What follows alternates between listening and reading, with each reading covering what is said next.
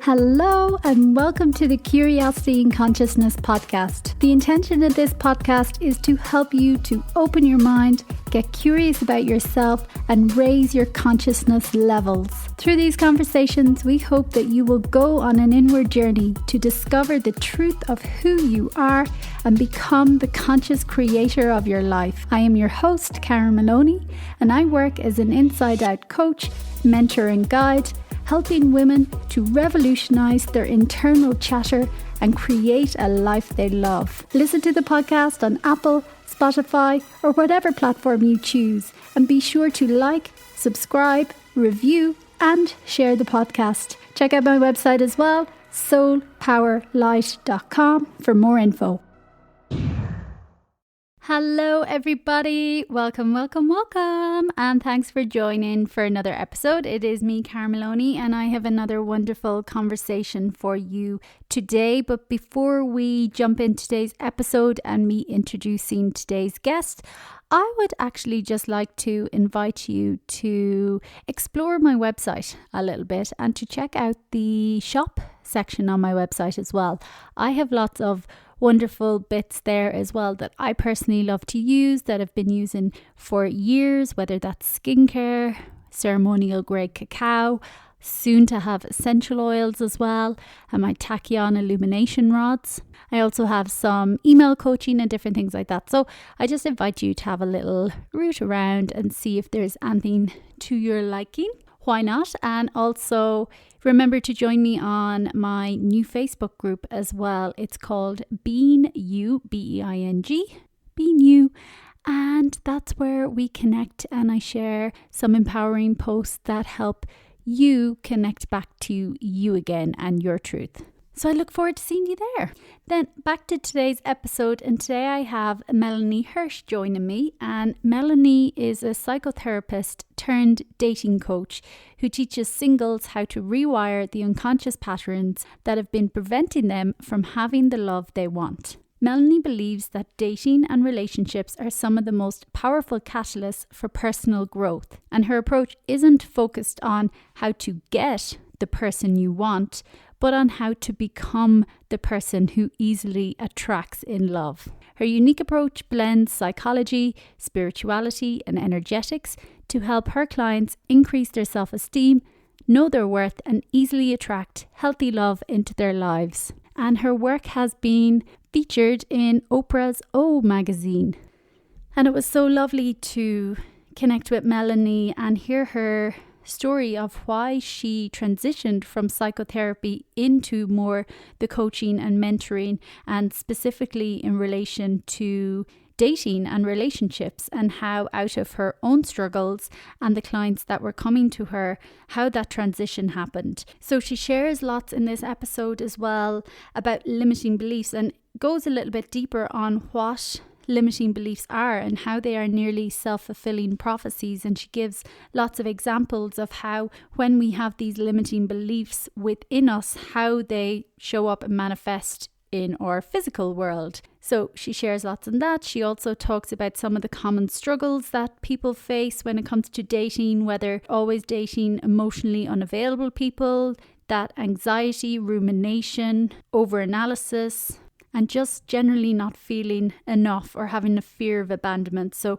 she talks about lots of these struggles as well, and how in her work she helps people to uncover these blind spots really, and to look at their mindset and limiting beliefs and any lingering resentment or hurts they might have, in order to help a person to move through that and really get intentional about their relationships. She also talks about how being single is a golden opportunity for anyone to really do this work and get really intentional what exactly they do want and the needs that they have that they want to be met. So a brilliant conversation, and you can check out more on Melanie's work at her website, goodatyou.com. But as always, I will have links from my website, soulpowerlight.com. Click the podcast section and onto Melanie's episode, and I will have links to her website and her socials from there. So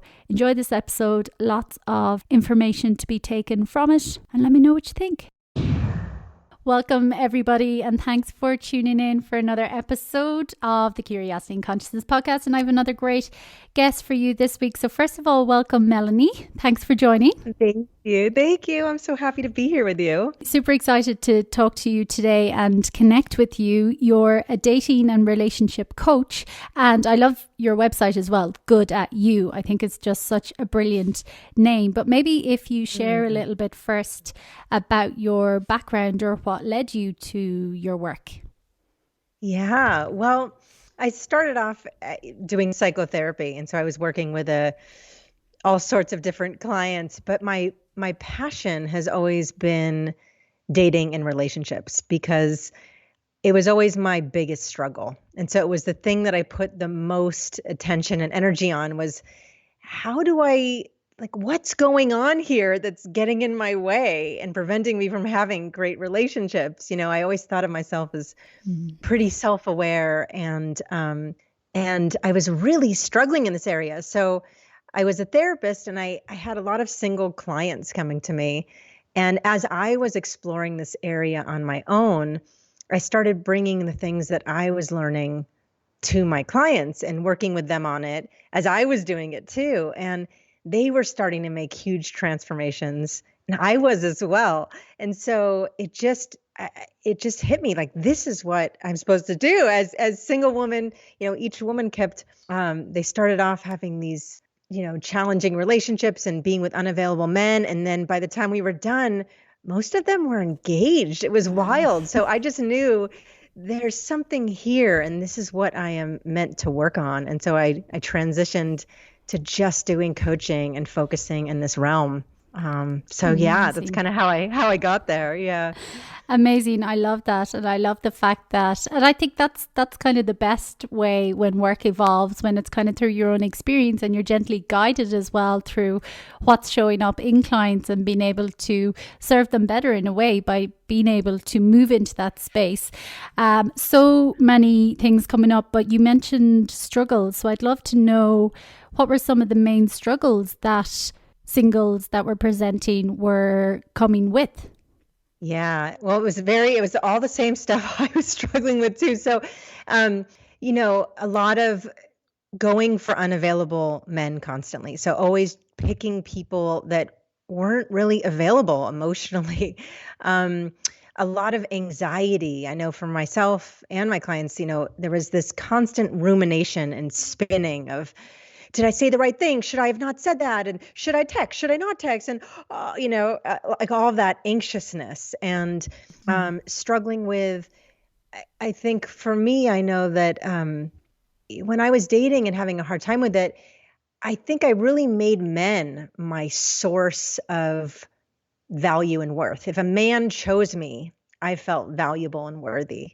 And if he didn't, I felt like I wasn't enough. So I had put all that power in men's hands. And that was really challenging. Yeah. And, of course, if someone didn't choose me, I would spin out and feel horrible. And so it was just this endless cycle of anxiety, overthinking, comparing myself to others, and, ultimately acting inauthentically because I so wanted someone to choose me that I was kind of pony dancing around and trying to get picked so I could feel worthy. And then I wasn't being myself. So there was so many different things that were happening simultaneously. And I was struggling with this and my clients were experiencing the same things.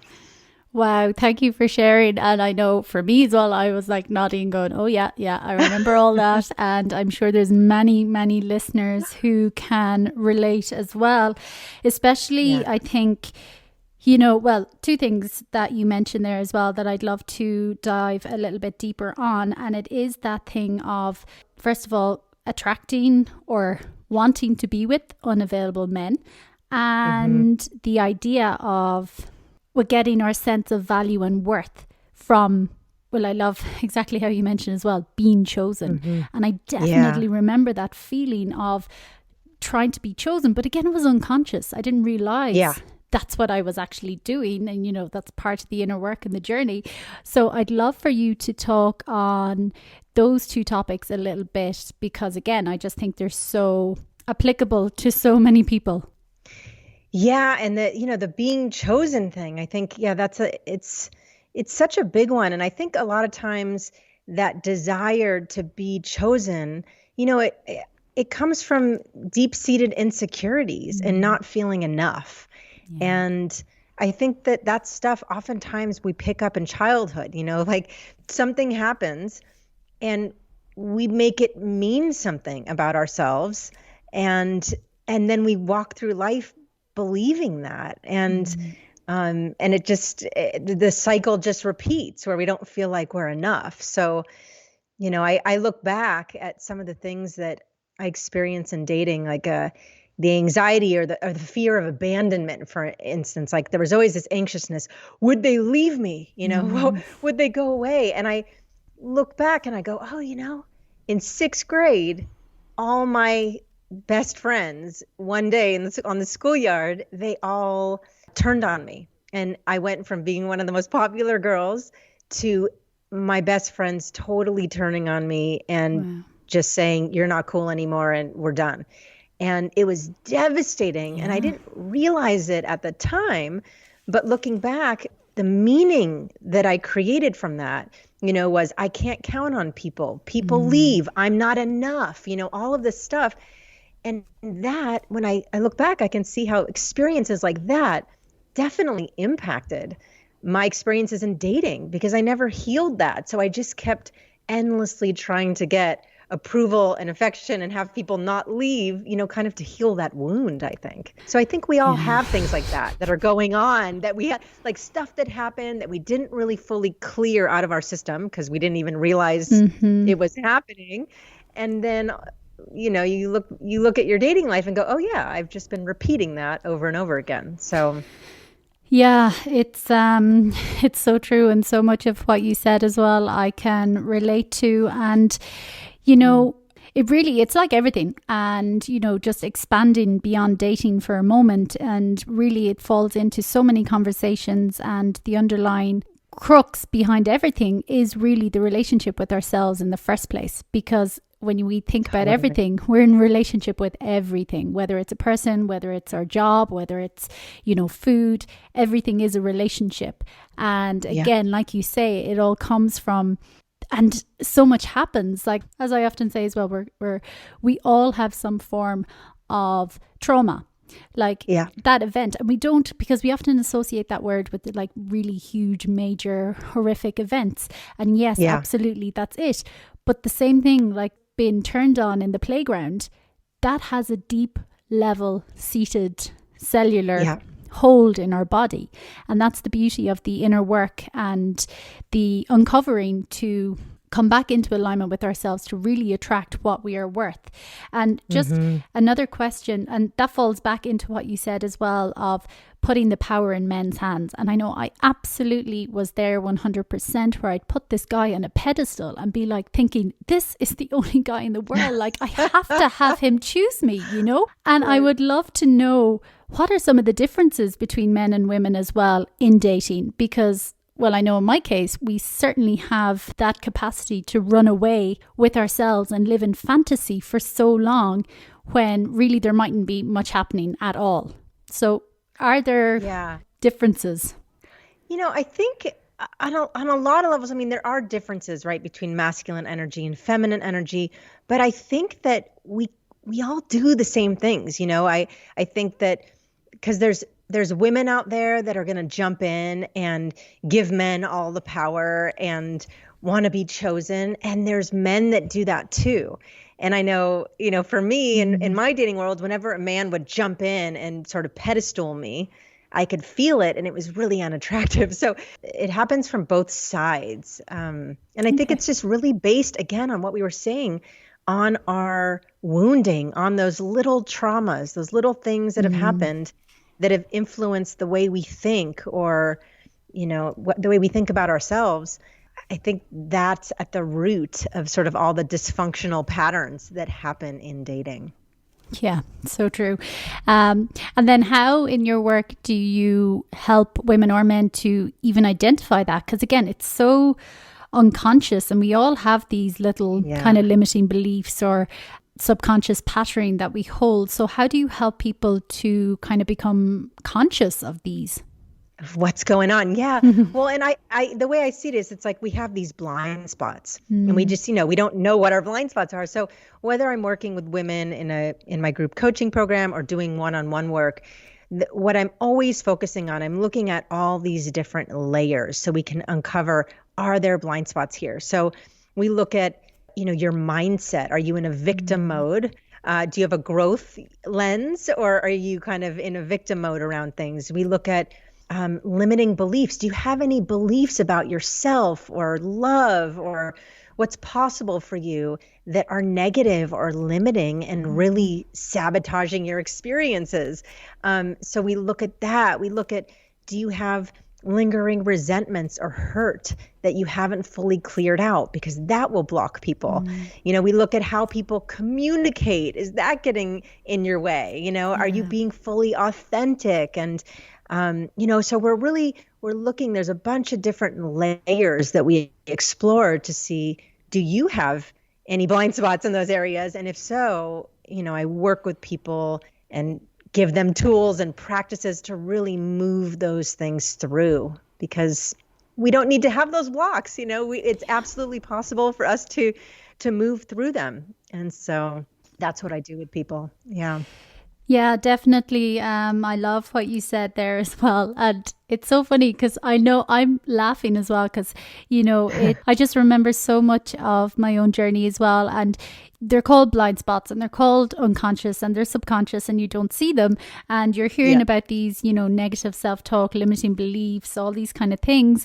And I remember I used to be like, yeah, I get it, but that's not me. I'm different. And I say it as a person who had read all the books. I got it all cognitively, but I wasn't living the experience. So I know there's probably many people as well listening who are like, yeah, I get it. And I see how that could affect, but, I don't see how it's applicable to me. I'm like, so even the fact when you mention about how we think about ourselves or how we talk to ourselves internally, can you elaborate even a little bit more on actually what an impact and how significant that is? Because again, sometimes I think we can think, oh, it's just a sneaky like going, oh, you're so stupid, why did you do that? Thinking there's no impact, whereas it's so highly important what we say to ourselves. Oh my gosh. Absolutely. Yeah. And I totally agree with you. There was a time in my life when I didn't think that it mattered that much. It's like, oh yeah, I do that and whatever. Yeah. But it is working on limiting beliefs for me was the number one thing that totally turned my dating life around and that turns my clients' dating lives around. And it's, I think that we often think our conscious beliefs are in the driver's seat of our life. And it's really the subconscious beliefs, and those suckers, they take the wheel and they drive us directly to people and circumstances that match the belief and will mirror the belief right back to us. So, if you think that, if you have beliefs like, maybe I'm not enough in some way, maybe I'm not thin enough or pretty enough or smart enough or interesting enough, or maybe I'm too much, or I can't trust men, or there's not a lot of good guys left out there, or, dating is hard, or it's not safe to be myself because if I really share my opinions, they might leave, things like this, or I might be alone forever. If we have beliefs like that, what's going to happen is we are magnetized to people that will mirror that belief back to us. So if we believe, for instance, we're not enough in some way, we're going to endlessly be drawn to people that don't choose us fully, that don't pick us. And then then it kind of proves our belief true. Oh, see, I'm not enough. He didn't pick me. And it's like, it's very law of attraction or self-fulfilling prophecy. It's just what happens. So if your beliefs aren't positive and expansive and feel really healthy, then it's really important to work on them so that you don't keep drawing in people and situations that mirror your negative beliefs.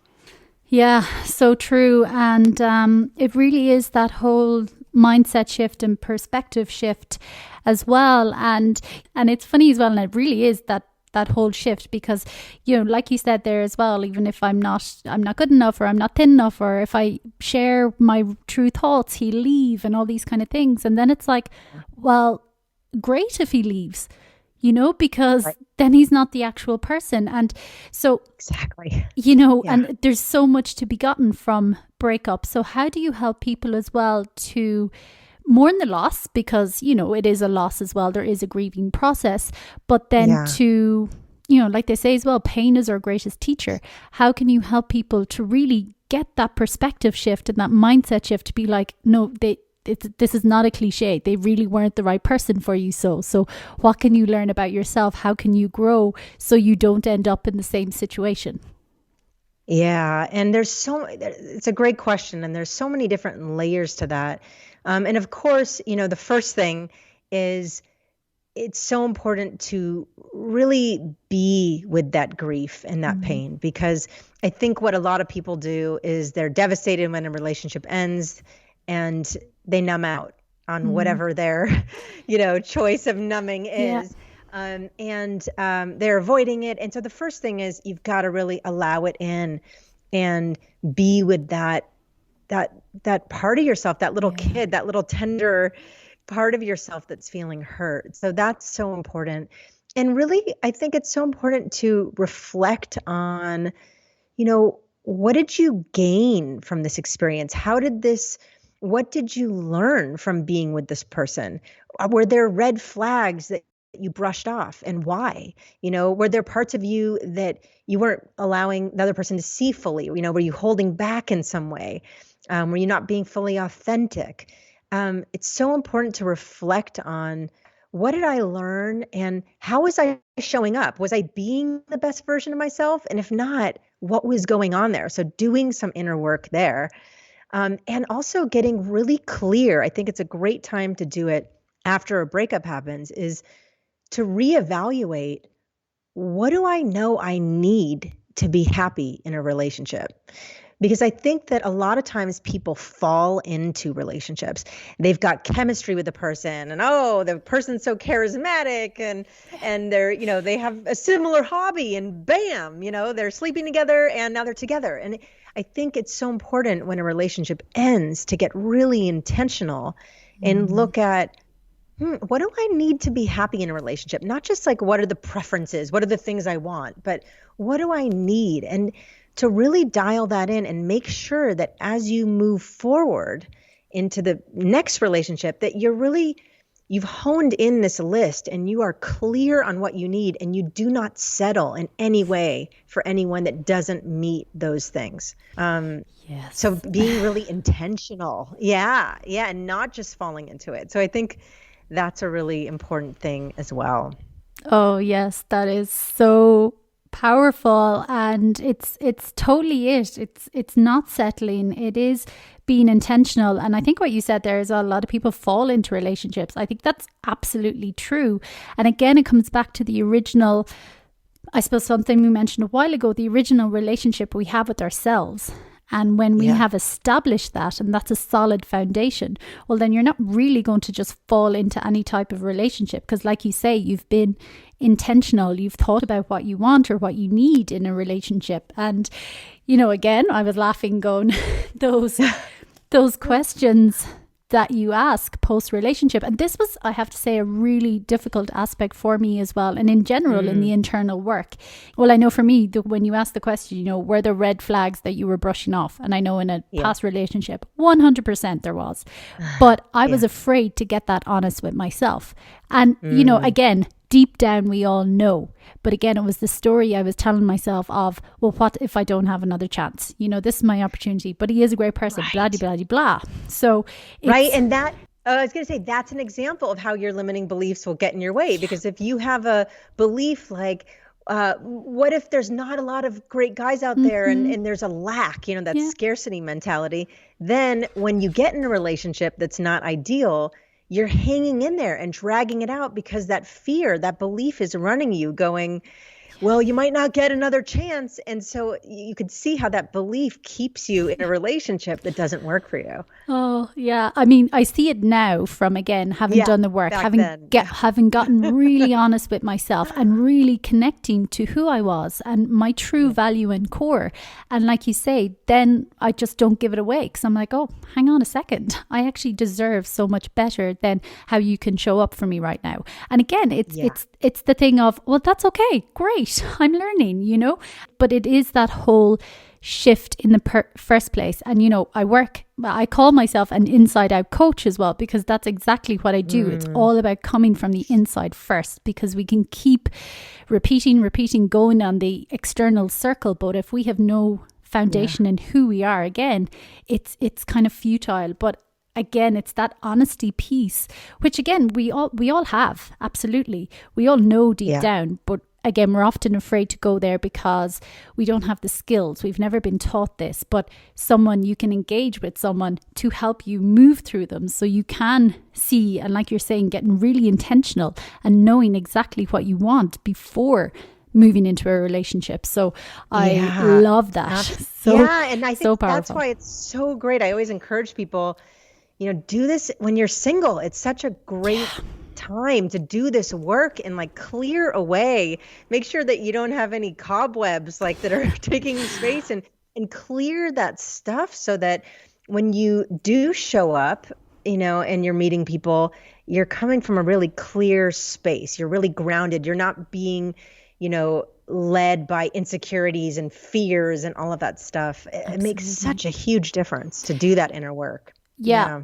100%. And I know you've mentioned a lot as well, but that was another question that popped into my head is, you know, how best could a single person prepare when looking for a relationship? And I know maybe you've mentioned all there is, because you've mentioned a lot already of what they can do, but is there anything else as well in that preparation phase? Like you say, it's such a golden opportunity. It's like, whoa, you know, sometimes society has so much stigma over being single, but it's like, no, this is like the best time ever. Use it wisely.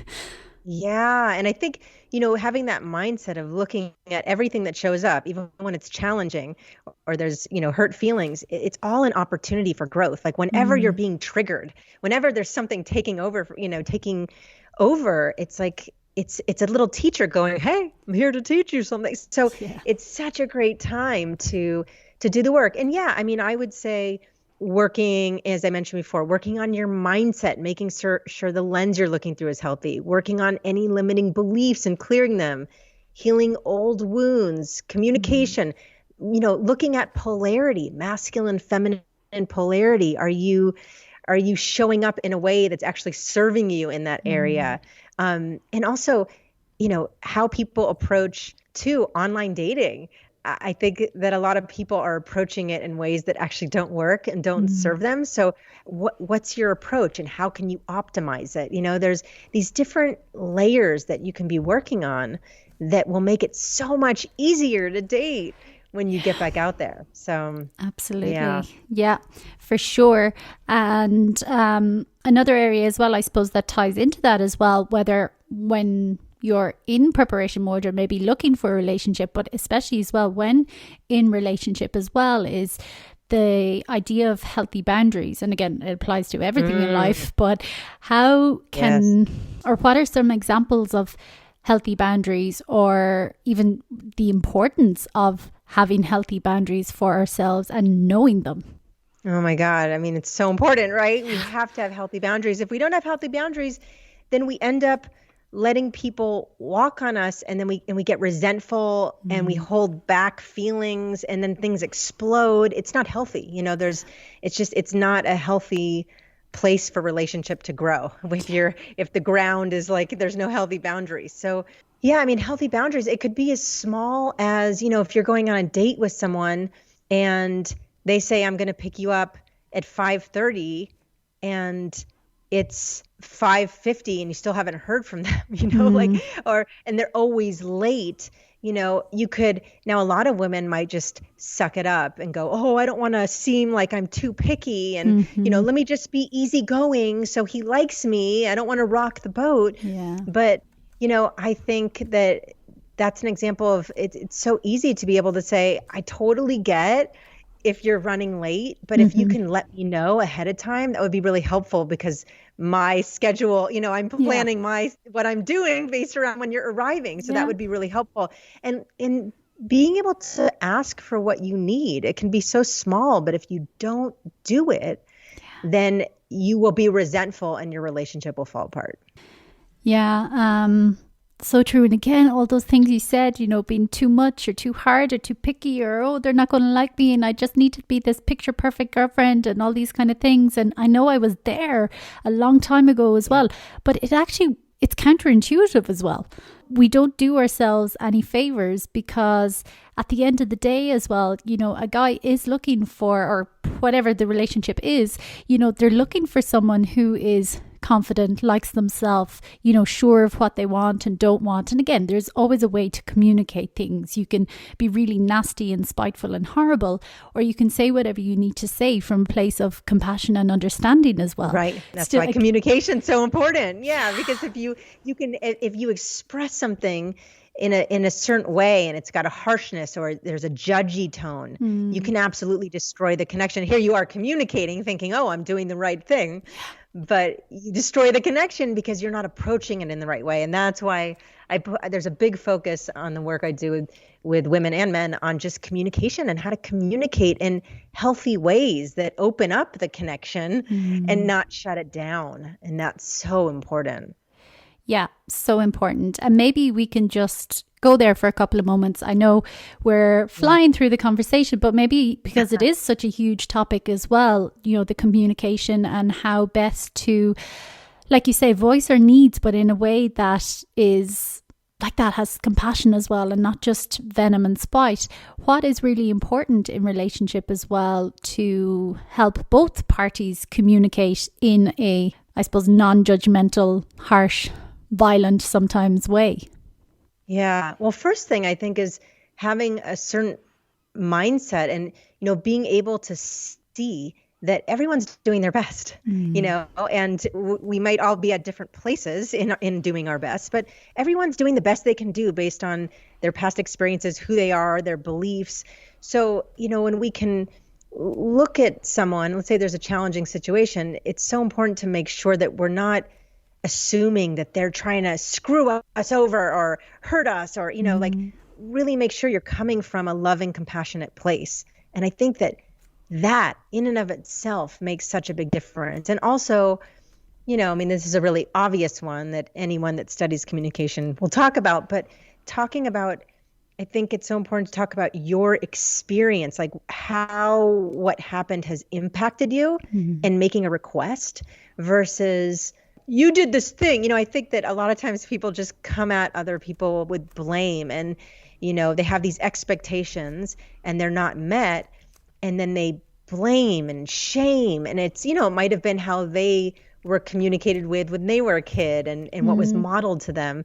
But so they use that when they get into partnership and that doesn't work, and that's not going to create a safe space in the relationship. So I think making sure you're speaking about your own experience, stepping away from blaming and shaming and you did this and you did that, and being open and soft in your communication. I think those are some of the main things that stand out to me.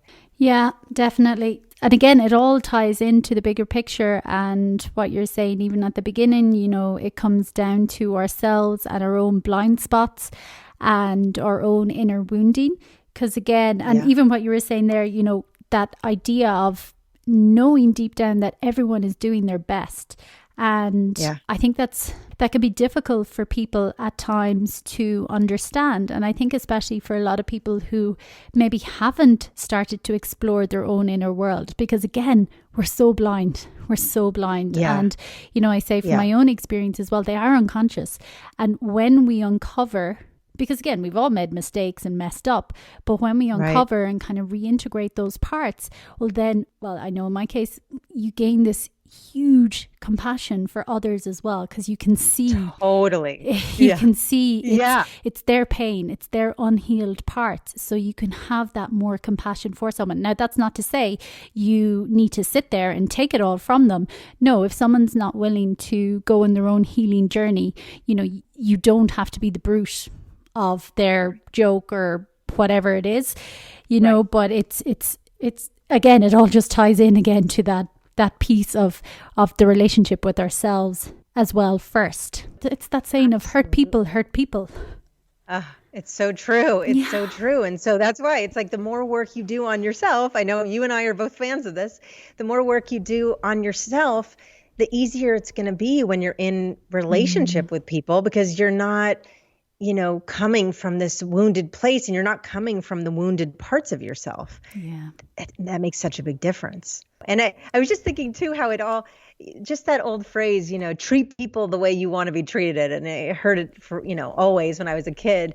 And, you know, it just stands out to me in this moment, how when it comes to communication, making sure that we're treating people the way we would want to be treated. Do we want someone harsh with us and judging us and getting mad, or do we want them to approach something that's hard with compassion, you know? So yeah, it's so true. You know, I find so many times all the old cliches, whatever it be, you know, treat someone how you want to be treated, or you have to love yourself first, and all these things that sound, you know, fine, but it's like, why? But it is that deep inner body embodiment work of it. And when you do it, it's like, oh yeah, okay, it makes total sense. It makes sense. I find myself, great advice.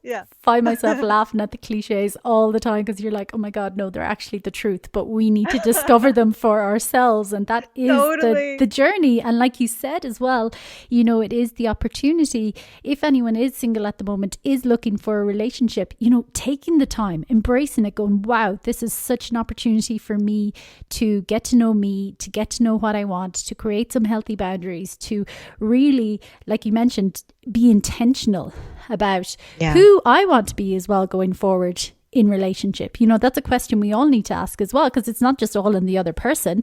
It's both parties bringing 100% of themselves into it, you know. So super fascinating, and I'm always just amazed at how the time flies by. But please, if it's been an absolute pleasure, but if there is anything else that's coming up that you feel you'd like to share before we end, and also as well, just please share your website or where people can find out more about your work. Yeah, absolutely. So I mean, I guess I'll end it with, if you're someone who is struggling in this area and you keep repeating the same patterns in your dating life, really use this time to do that inner work. It will completely change your experience in relationships, and it'll help you feel more empowered and whole and confident and feel so much better in your life. So it's really a win-win.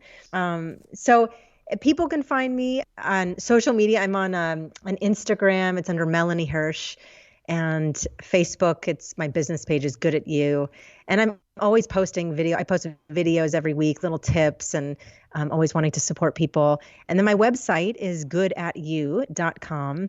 And if, you know, if you know, you're listening right now and you're kind of going, I don't know if I have blind spots, and maybe I do, and how do I know? You can book a free consultation call with me where I will talk with you for a half an hour and help you discover, you know, are there blind spots there, and what can you do about them? So feel free to take advantage of that. I'd love to be able to support anyone that I can.